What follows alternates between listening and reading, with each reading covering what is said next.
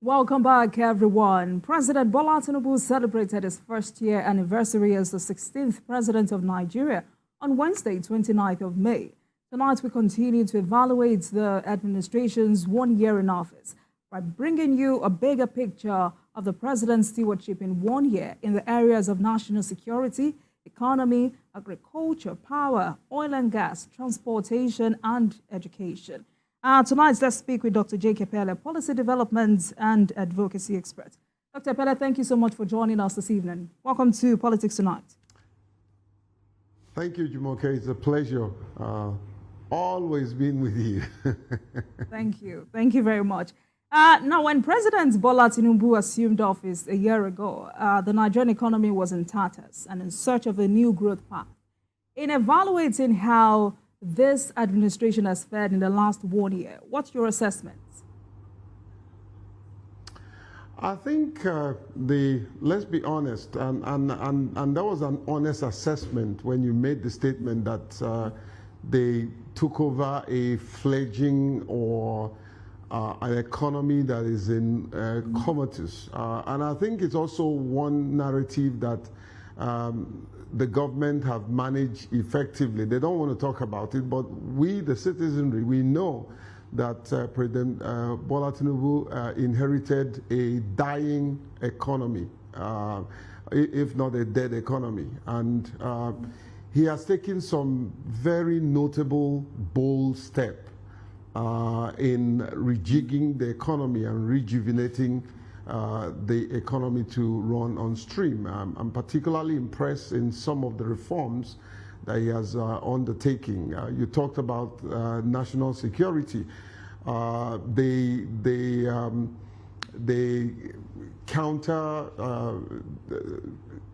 security or terrorism center that he has established is one notable security measure. And of course, the signing into law on the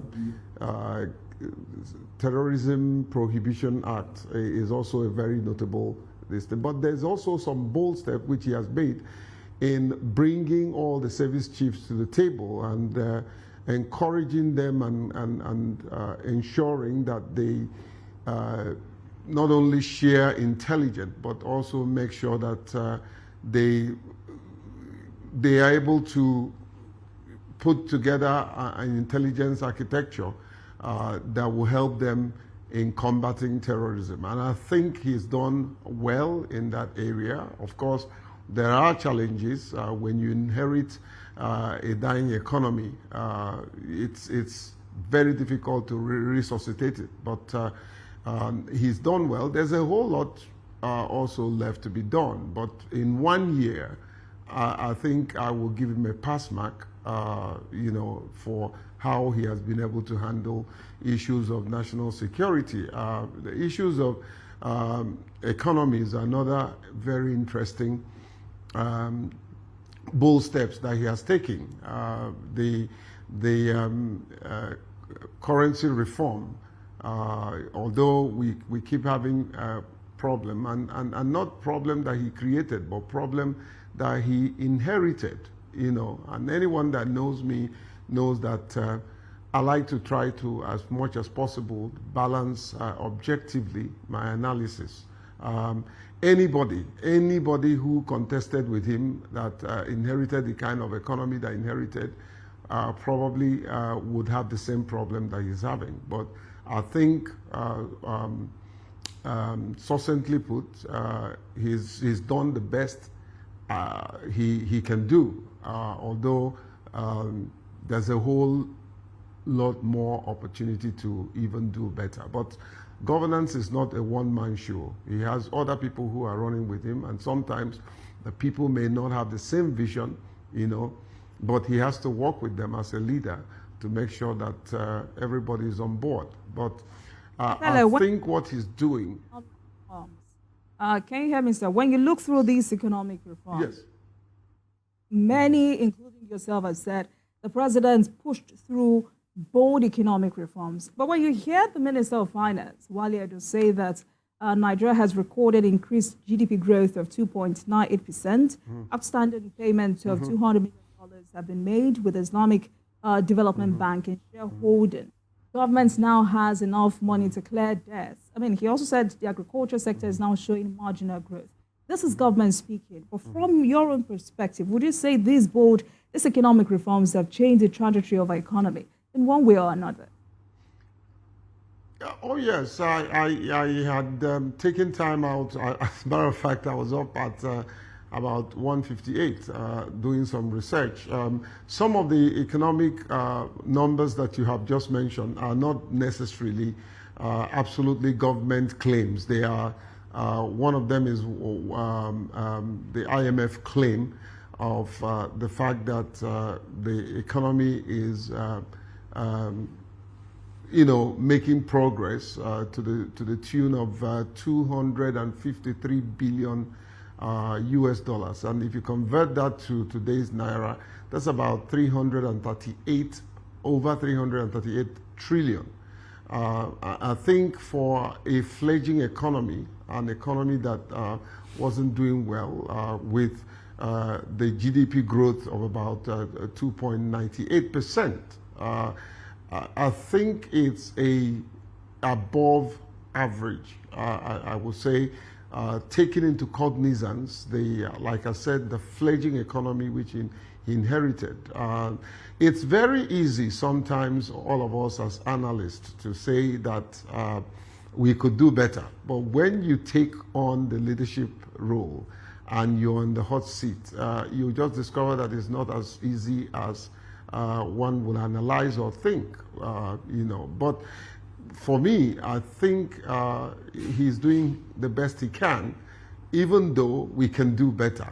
And that's my take. But I think because of all the economic factors that we have to deal with, we are recording a slow but steady growth.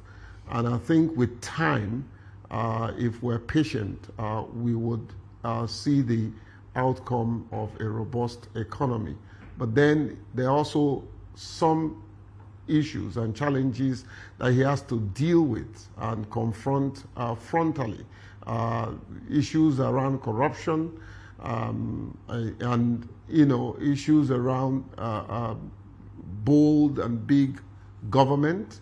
If I'm in his shoes, I will cut down the size of government. I would face squarely the issue around corruption. I want to give him kudos for some of the giant strides and steps that he has taken by disciplining his own cabinet members that was not doing as much as they should do.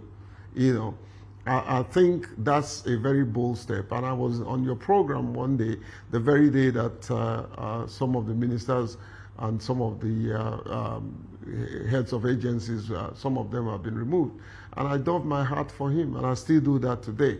If he continues in that direction, I think he would make history. All right. Talking about his cabinet, the president has vowed to sack non-performing ministers. How do you react to that, and what template do you think the president should use in assessing these ministers? Well, performance metrics, it's simple.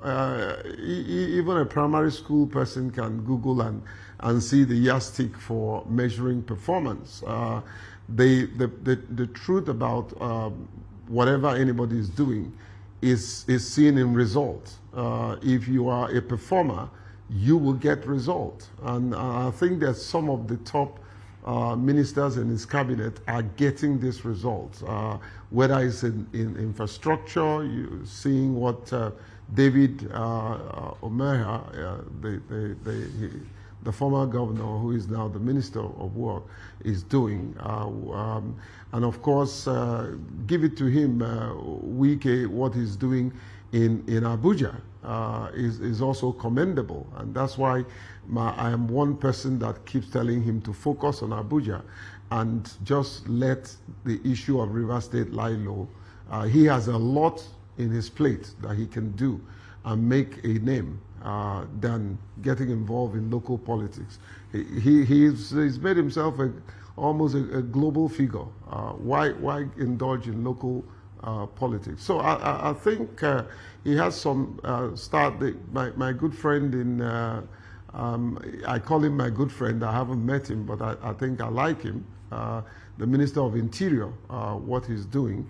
The Minister of Education, and for the first time, I saw the Ministry of Education putting themselves in public view, organizing sensitization, getting the inclusion of even persons with disability. I remember I was called and made part of the scholarship committee of the Federal Ministry of Education. That's very commendable. And this evening I received a cheering news that the Disability Commission budget has been increased by 500%. I think that's very heartwarming. And Jumoke, this is who I am. If you do well, I'll praise you. If you don't do well, I'll criticize you. Right. And so far so good. He's on the path of progress if he continues that way. But he needs to take a bold step by removing those who are not performing, knowing fully well that he will be held accountable because he's the leader of the people. All right, Dr. Pele, let's talk diplomacy. President Bola Tinubu came into office saying his primary foreign policy objective is to promote the best possible outcomes for Nigeria in all engagements with other nations and restore peace and stability in the West African sub-region and the African continent. How would you assess his 1 year in office when it comes to economic diplomacy? I think he's done well. His move, one of the first things that confronted him was the Niger crisis and how he handled it. I mean, they provoked him to a point that anybody would have taken an irrational decision. And kudos to him, he did not. He showed himself a listening president. And I think he handled that matter creditably well. Not allowing anybody to push him to making decision that is erratic. It's very, very commendable. And of course, some of the policies and foreign policies and foreign trips that he has taken has provided a very good framework and a very good talking point in foreign diplomacy. I think he's done well. We haven't had any diplomatic crisis since his tenure. He's been very favored. I don't want to use the word lucky. That he has been able to conduct himself very well and conduct his international and foreign policy in a manner that is commendable. And I think in that regard, he was able to prove his critics absolutely wrong. I would also score him well above average. And I'm trying to be very economical with my marks. Yeah. All right, Dr. Pele, let's take a break, and when we come back, we will continue this conversation. Welcome back to Politics Tonight, everyone. Thank you so much for staying with us. Tonight, we're assessing President Tinubu's first year in office in the areas of national security, economy, agriculture, power, oil and gas, transportation, and education. And I've been speaking with Dr. Jacob Pele, a policy development and advocacy expert. Dr. Pele, thanks so much for staying with us on the program. So just 5 days ago, Minister of Finance and co-coordinating Minister of the Economy, Mr. Wale, disclosed that the President has approved an emergency economic plan that would be implemented within the next 6 months. How do you think this initiative must play out to further stabilize the economy and for Nigerians to feel the impact of this economic plan? Well, you know, the thing about strategy, as much as strategy gives us a direction and a plan, it also teaches us how not to do certain things so that we don't go take the course of failure. I think it's very notable that every time, sometimes, and most times when the president gets to a barrier, the fact that his economic team and himself and his economic team will find a way to navigate through that challenge is notable. I believe that the new economic plan that they have rolled out has taken into cognizance some of the challenges that they have, both the one they inherited and the one that they have seen in the cost of governance. I take, for instance, the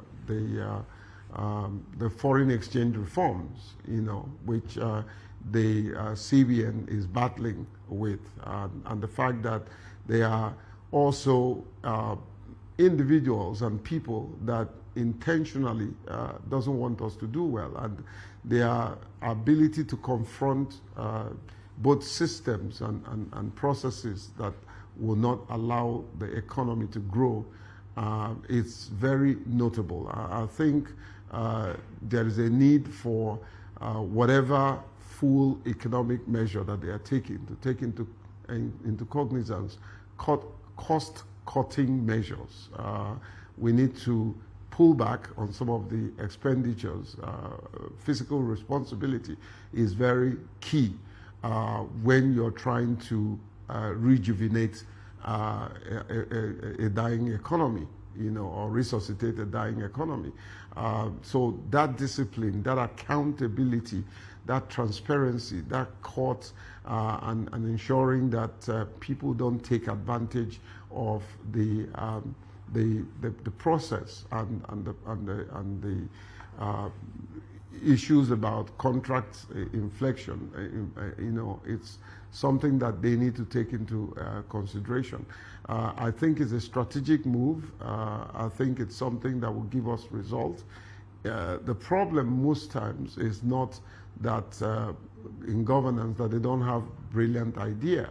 The issue most times is on implementation. And so when you have a very good idea and you have a very wrong method of implementation, a good idea becomes a very bad one. I think the president is known to be strategic. He has somehow he's a very lucky guy that anything he touch, I think the Mr. President has a Midas touch, and I believe that in this time it would work for the country and work for his government and work for all of us as citizens. But he needs to take a bold step. When I listen to him sometimes, I think I see someone who wants to work. I see someone who is honest about what he wants to do. But, leadership is not about an individual. Leadership is a group of people. And so my concern sometimes, they said that the law of influence, which is one of the laws of leadership, you can tell how well a leader will do by the people that surrounds him. And those are my concern. I think he needs to be bold in his hiring, very brash in his firing. If you can't hire, don't fire. And if you hire, be ready to fire. So I believe that he's looking at some of the ministries and some of the people that are not doing well, and there are some of them that you can't hear anything about what they are doing. And so if you have a good economic plan, you will need a good economic team to implement it. Otherwise, you would come back to square one, and that's not my wish. Right. For Let's talk about the agriculture sector. In the last 1 year, Nigeria has experienced high cost of living, high cost of food prices in the market. But when you look at how President Tinubu addressed it with the declaration of the state of emergency, the sector also released fertilizers and grains. There are plans for the creation of National Commodity Board. and with 309 billion injected into that sector, would you say these initiatives brought about some response? Yeah, I mean, again, it's another bold step, but I think we need to be a bit more circumspect in terms of managing issues around agriculture. I'm not an agricultural scientist, but I think we need to pay attention to issues around post-harvest, storage, which at the end of the day always have a backfall effect, because if you harvest and have seedlings and you don't preserve it, you have nothing, or you eat it, you have nothing to plant in the next season. There's a need to encourage these very young, talented individuals who are into agriculture.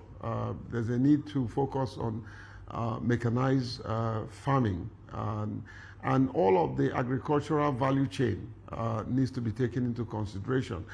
It's no longer business as usual where you say, well, someone is a farmer. Someone needs to be a farmer that will do the hard labor. You know, another person needs to be a harvester. The other person needs to be one who is able to market the product that have been harvested. You have the role of an accountant who manages the money.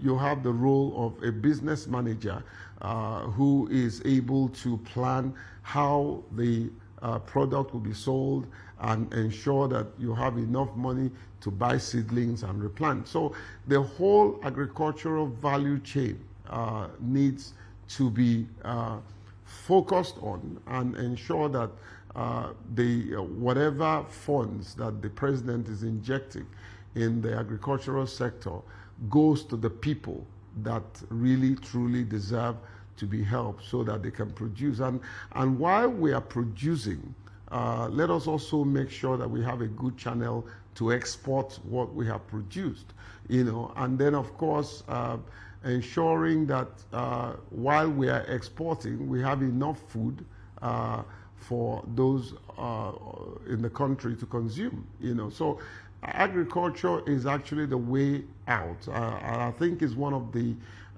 essential sector when we talk about, you know, going away from focusing our attention on oil revenue and looking for diversification. I think agriculture is one window that we need to look at, as well as issues around the blue economy. There's a whole lot within the ocean, within the blue economy that we can also focus on. Yes, if you talk about the ocean, there's also fishery. I think there should be a lot of encouragement if we focus the attention of these youths and of course getting them involved, sending them back to land to till the ground. We will make a lot of progress. The president have injected a considerable fund. There's also the need to have the right human resources to manage these funds and to get results. And if we're not getting results, it might just be one of those efforts in futility. All right. And also remembering that the president has always reiterated his campaign promise to accord priority attention to upgrading the country's abject infrastructure. How has it fared in the last 1 year? Infrastructure is one area that I think he's done remarkably well. And don't forget, we're looking at just 1 year. I live in Abuja, and I have seen the first lift that we're experiencing in the city of Abuja. Kudos to the president, because Wike serves at the pleasure of the president, takes instruction from the president. I think there's been a reasonable improvement in infrastructural development, taking into consideration that new infrastructure is being looked into. I think there's a commendable, bold step that he's taking in the coastal infrastructure that he's towing. The problem that I have with that is I wonder whether he would achieve all of the infrastructure around the coastal projects that they are getting involved before he leaves office. I want to believe that before he leaves office, which is in another a few years plus another 4 years if he gets elected, re-elected,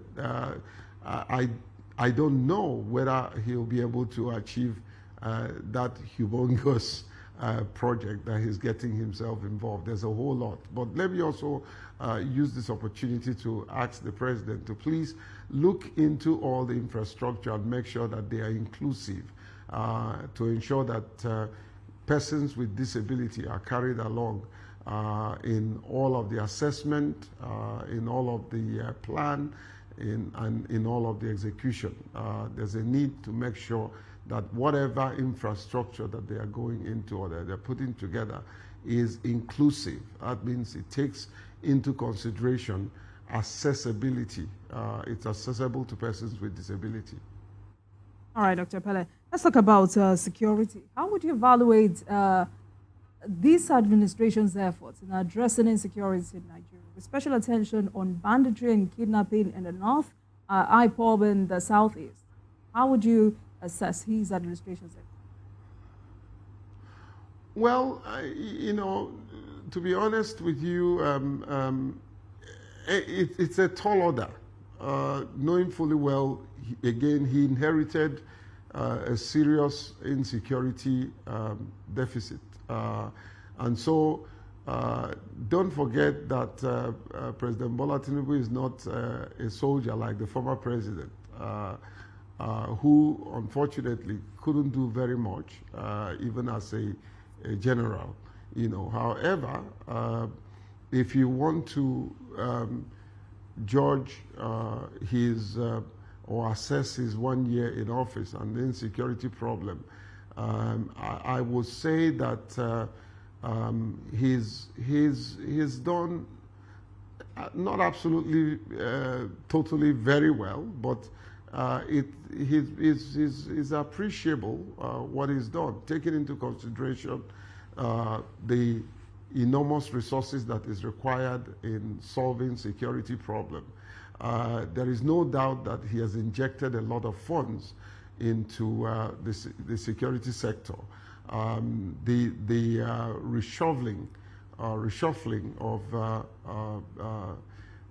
security chiefs and those that are manning very sensitive and intelligent position is also worthy of note. I think if I'm in his shoes, I would invest in centralized intelligence, where you know, a constituted authority or agency undertakes the responsibility of the entire security architecture. Let me try and explain, you know, even though I'm not a security expert.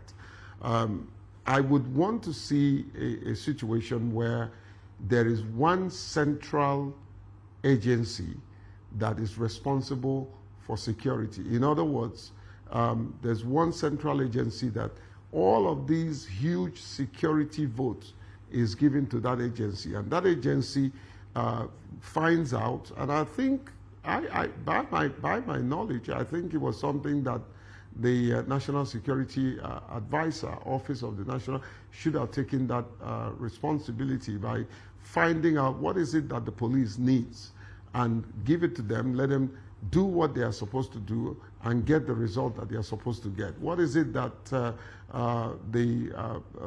military, the soldiers needs, the Navy, you know, if there is one central agency that is distributing these resources and demanding accountability and and asking them to take responsibility, then we know who is not doing what, where roles and responsibilities are properly defined. We know who is not doing what. But now what is happening is the army will come and ask for a certain budget. Money is given to them. Sometimes we don't get. I'm just saying that sometimes that those. You talked about funding to the defense and security sector. I mean, we saw an increase by 46.39% to 3.25 trillion from the 2.22 trillion that was earmarked in 2023. I mean, you would agree that that is the largest single allocation. Yes. Oh yeah. Society, oh yeah. I mean, Yes, but civil society organizations, federal government to increase this budget to 35%. Is this something we can achieve as a country? Well, you know, the security of life and property of citizenry is very important. My problem is not my postulation tonight is not more of how much that has been or should be given, but how well have we been able to manage what is given? And I think the problem is that when there is too many channels that are taking these funds, you know, and there is no one individual or one entity that is held responsible for all of this huge and humongous outlay that we are putting in the pocket of too many people. I think that's one issue that will keep reoccurring. I would propose that a particular and a centralized agency or entity should take charge of managing security votes, security resources, and being able to give to the people that needs it as and when they need it, and they are going to be held accountable. Like I said, what is happening now is that the police will come and put up their proposal, and they are given X, Y, Z amount, and they will go and do the expenditure, and sometimes that money is not totally accounted for. And I'm not saying only the police, the army, the navy, all of the security operatives, you know. And so I see it as a depleted resources, but if it's centralized and properly managed, there is no doubt that this president has invested a lot more in security, in security funds, you know. But can we get the result of all of this investment? Absolutely. But let's talk about the service chiefs. How have they fared in the last 1 year, or since their appointment, rather? How committed or steadfast do you think they have been, and how will you advise them to carry on with the task of securing Nigeria? Simply put, work together. Work together. The army shouldn't see herself as more superior than the police, and the police shouldn't see themselves as more superior than the Navy. Every one of them needs to work together, and the coordinating point, whoever is in that position, you know, should coordinate so that we have proper intelligence gathering and intelligence sharing. I think the problem is that when certain agency gathers intelligence and hand it over to the people that will use it, oftentimes there are people within that system that probably have their personal interest, and at the end of the day, that intelligence that has been gathered are not used. I think another thing, Jumoke, is the issue of proactive reactive security measures.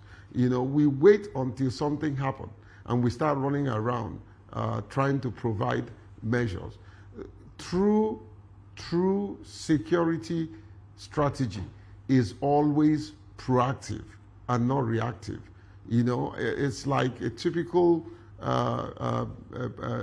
Nigerian police personnel who will watch you commit a crime and then he will arrest you instead of preventing you from committing that crime. And I think this has been the problem. Another thing is there is a need for those that are in command to equip the foot soldiers, those that are doing the job, equip them. So you find a situation where a terrorist has AK-47 or a much more modern ammunition or armament, and then the person that is trying to go after them has something that has been used in 1940s and 1930s.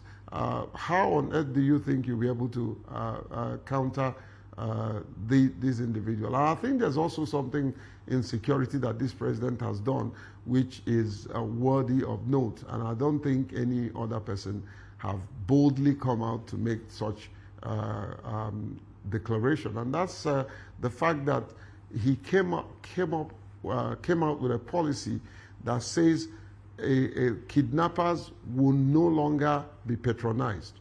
I think it's something that we need to also mention as we assess what he has done within the realm of security. I totally and absolutely endorse that we shouldn't patronize or pay ransom, the zero ransom policy for kidnappers.